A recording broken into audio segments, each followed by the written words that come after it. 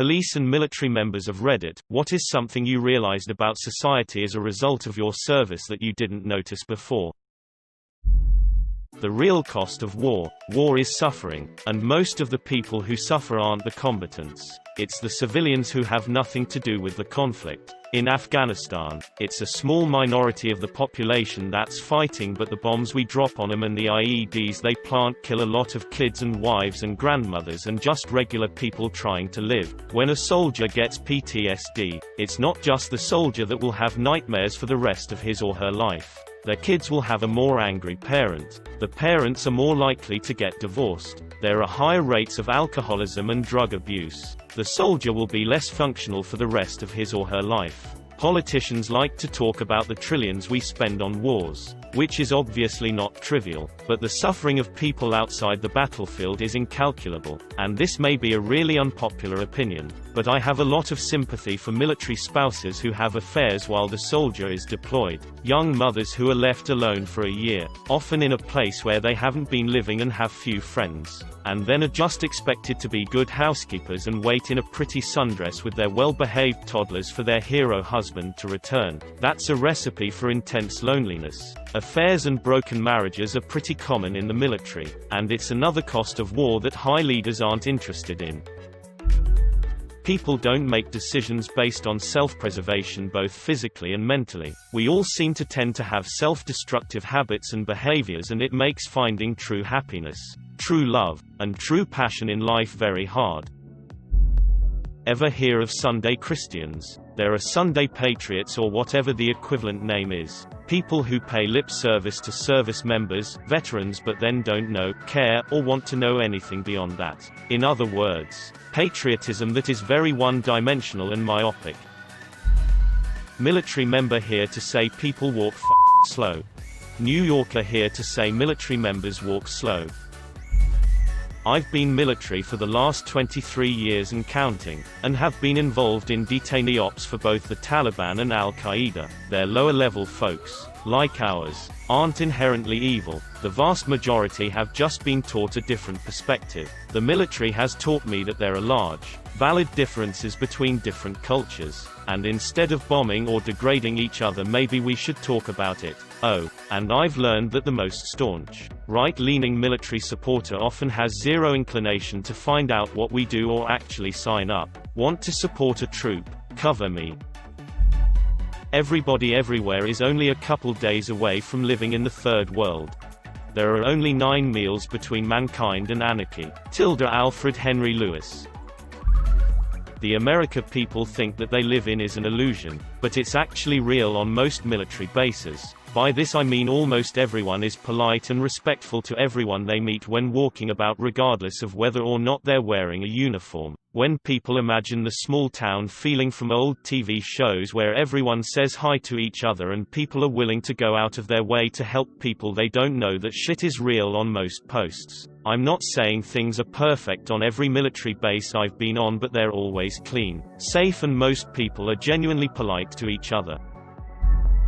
Thank you for your service, and my response thank you for your support is really just an obligated, scripted back and forth that usually means nothing to either party. I know there's no ill intent meant by it, but I feel like 90% of the time, people say it when they feel like they have to, not because they feel genuine gratitude. I hope that doesn't make it sound like I think I deserve gratitude just on account of being a glorified government employee, but I can definitely tell the difference between someone who genuinely believes I somehow keep them safe, and someone who is saying because they think they have to, and I wish those people felt comfortable not saying anything at all.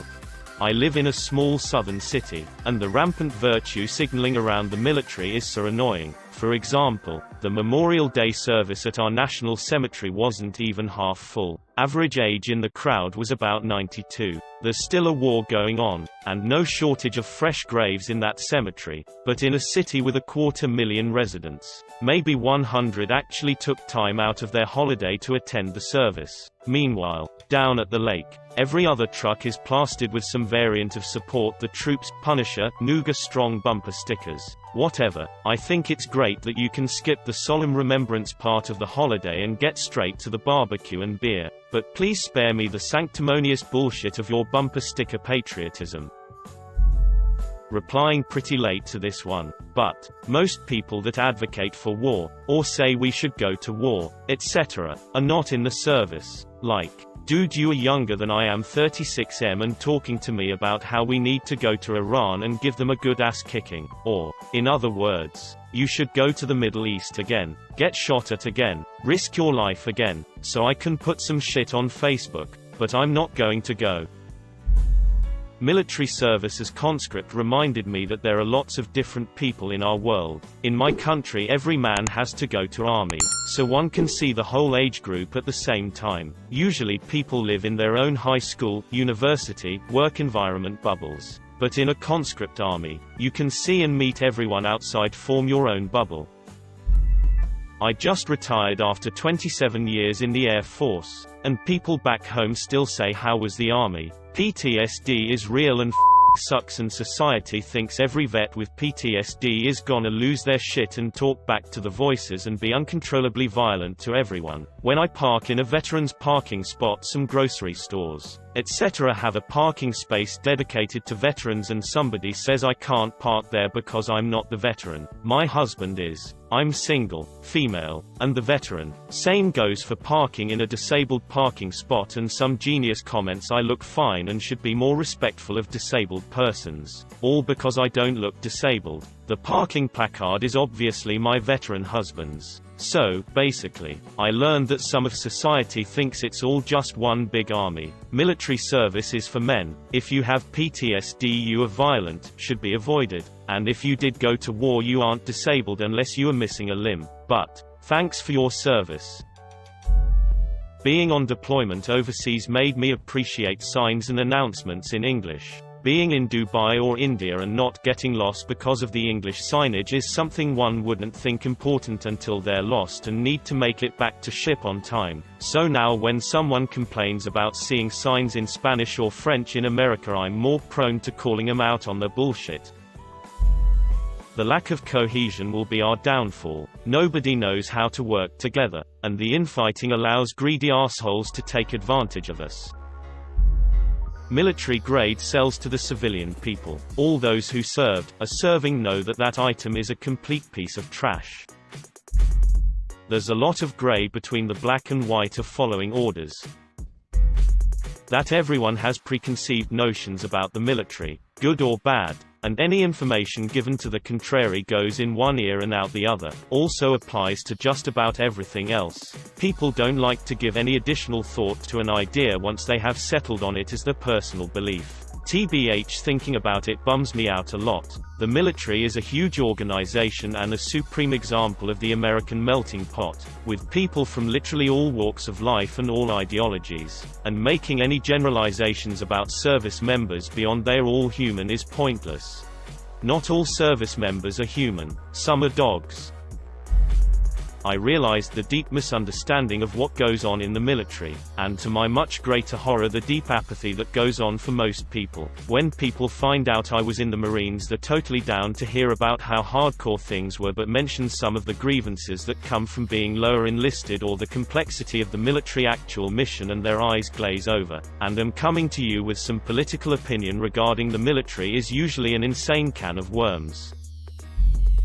There's a problem we like to refer to by saying that if you're the prettiest girl in the whorehouse, you should expect to get If you're good at your job, great. You'll get to do someone else's job too. When things need to get done, regardless of whose responsibility something is, the tasks will fall to the people who can do them, the high performers. So you end up with all of these high performers who get burnt out because they're doing their job and picking up all of the slack that falls on their shoulders. In the military especially, it's frustrating when these high performers who carry most of the load are compensated and treated the same as their peers who don't add as much value. The military is many things, but a meritocracy it is not. Many from this top group leave the military to pursue something where their disproportionate contribution is rewarded. You then end up with the leftover group of people from the middle of the pack, who were never really high performers, finding themselves in leadership positions, through attrition of the actual best, the middle risers, simply because they end up being the best of who's left after the high performers leave.